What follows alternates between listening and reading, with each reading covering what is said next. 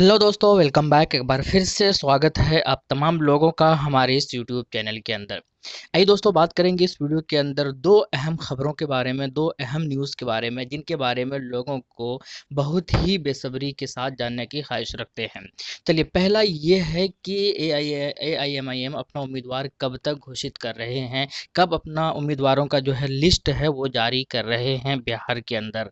पहली ये चीज़। दूसरा बड़ी खबर ये है कि एआईएमआईएम के साथ पहले भी इस पार्टी ने गठबंधन किया है महाराष्ट्र के अंदर। अब फिर से वो बिहार के अंदर गठबंधन करने जा रही है एमआईएम की पार्टी। कितना एडवांटेज होगा, क्योंकि अभी तक अलायंस की बात की जाए तो दो पार्टी एक साथ है।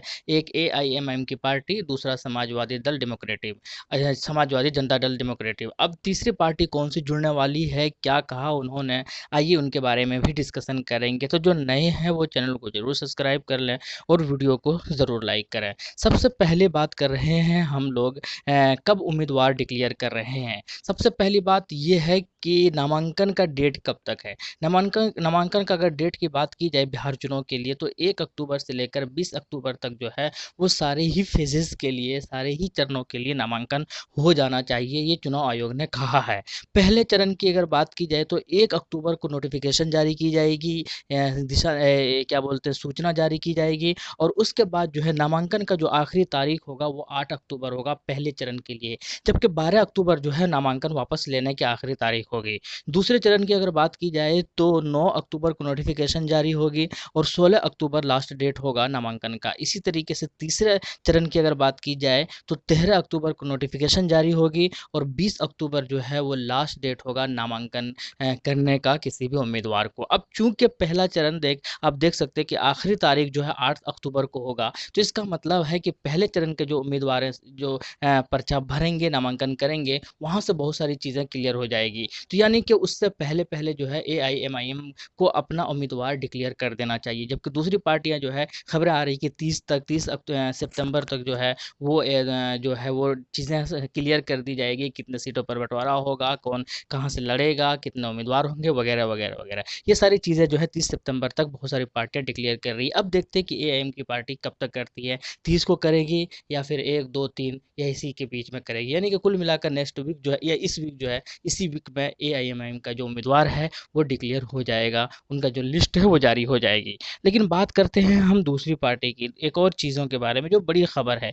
बड़ी खबर ये है कि अब तक एआईएम की पार्टी जो है वो प्रसाद यादव के साथ ही गठबंधन कर पाई है बिहार के अंदर, अलायंस कर पाई है। उन्होंने कहा है दोनों साथ मिलकर चुनाव लड़ेंगे। लेकिन एक और शख्स है, एक और पार्टी है, उन्होंने ट्विटर के माध्यम से क्या कहा है, आइए पहले उसके बारे में देख लेते हैं। बिहार विधानसभा चुनाव का ऐलान हो गया है। 28 अक्टूबर से 7 नवंबर के बीच 3 चरणों में चुनाव होगा। ये चीज़ें भी हो गई है। उन्होंने क्या कहा है, उन्होंने कहा कि अगर एनडीए सरकार को हराना है तो हम सबको एक साथ होना बहुत ही ज़्यादा ज़रूरी है। और इसी बीच एआईएम के साथ जो है बिहार चुनाव जो है हम लड़ने जा रहे हैं, लड़ने वाले हैं, क्योंकि हमने जो है वो महाराष्ट्र के अंदर भी साथ लड़े थे लोकसभा के अंदर, और वहाँ पर भी कामयाबी हासिल की थी। प्रकाश अंबेडकर ने ट्वीट करते हुए और ये भी लिखा कि देश में एक नई राजनीति हम लाना चाहते हैं। इसकी शुरुआत हमने महाराष्ट्र लोकसभा में एआईएमआईएम के साथ की थी। इसमें बड़ी सफलता भी मिली और उम्मीद थी कि हम आगे ले जाएंगे इसे,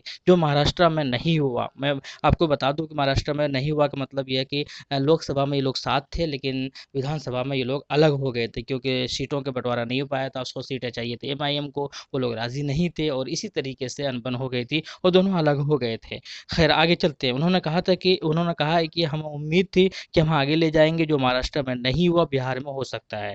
बिहार चुनाव लड़ने का एक ही मकसद है कि एनडीए को गिराना है। इसके साथ ही उन्होंने ये भी लिखा कि बिहार में मुस्लिम, अम्बेडकरवादी और आदिवासी मिलकर 40% है। इतनी जनसंख्या मिलकर किसी भी सरकार को गिरा सकती है। ये सरकार नागरिकता आरक्षण इन सब के खिलाफ है। मौलवी मौलाना पढ़े लिखे मुसलमानों से मेरा रिक्वेस्ट है कि इस बारे में सोचिएगा ज़रूर। हम सब मिलकर विधानसभा चुनाव में सरकार गिरा सकते हैं। इस तरीके के ट्वीट कर उन्होंने एक नई चीज़ें जो है सामने रख दी है एआईएमआईएम के चाहने वालों के लिए। यानी कि कुल मिलाकर अब देखना होगा, अब चूँकि असदुद्दीन ये पहली पार्टी है जो कि एआईएम के साथ गठबंधन करना चाहती है और इन्होंने खुले तौर पर ऐलान भी कर दिया है ट्विटर के माध्यम से। अब ये देखना होगा कि इस प्रपोज़ल को एक्सेप्ट करते हैं एआईएम की पार्टी या फिर रिजेक्ट करते हैं, ये देखना भी बड़ा दिलचस्प और इंटरेस्ट होगा। क्योंकि एआईएम की पार्टी ने साफ कहा था कि मेरे साथ जितनी भी पार्टियाँ हैं, वो कोई सी भी पार्टी हो, फ़र्क नहीं पड़ता, वो हमारे साथ गठबंधन कर सकती है अगर वो एनडीए के खिलाफ हो, अगर वो एनडीए के अगेंस्ट हो तो। अब ये देखना है ये पार्टी एनडीए के अगेंस्ट है, क्या इसको भी शामिल करते हैं, क्या अम्बेडकरवादी को भी शामिल करके एक मजबूत अलायंस की ओर कदम बढ़ाएंगे। अब ये देखना बड़ी चीज़ दिलचस्प होगा। अगर ऐसा होता है तो हो सकता है कि और भी पार्टियों के लिए एक रास्ता खुल जाएगा, क्योंकि कुशवाहा जी जो है वो शायद अच्छा फील नहीं कर रहे, स्टेबल फील नहीं कर रहे हैं महागठबंधन के अंदर शायद सीट को लेकर। अब चूंकि 30 तारीख तक से वहाँ भी सीटों का बंटवारा हो जाना है, अगर उन्हें भी 3-4-5 सीट मिलता है तो वो भी शायद महागठबंधन के अंदर नहीं रहे और वो भी शायद हो सकता है कि जुड़ जाए। ये सारी चीज़ें खैर एक कयास है।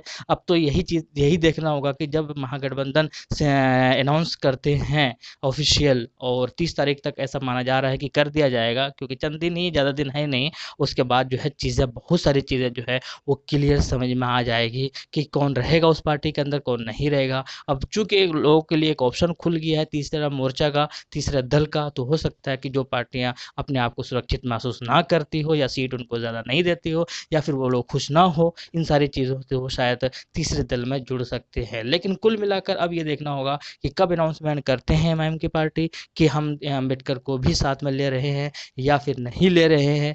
क्या जवाब देते हैं, क्या रिप्लाई करते हैं, आने वाले वक्त में हम सबको पता चल जाएगा। लेकिन कुल मिलाकर बहुत जल्द जो है लोगों को अभी इंतज़ार है एक उम्मीदवारों की लिस्ट जारी होने का।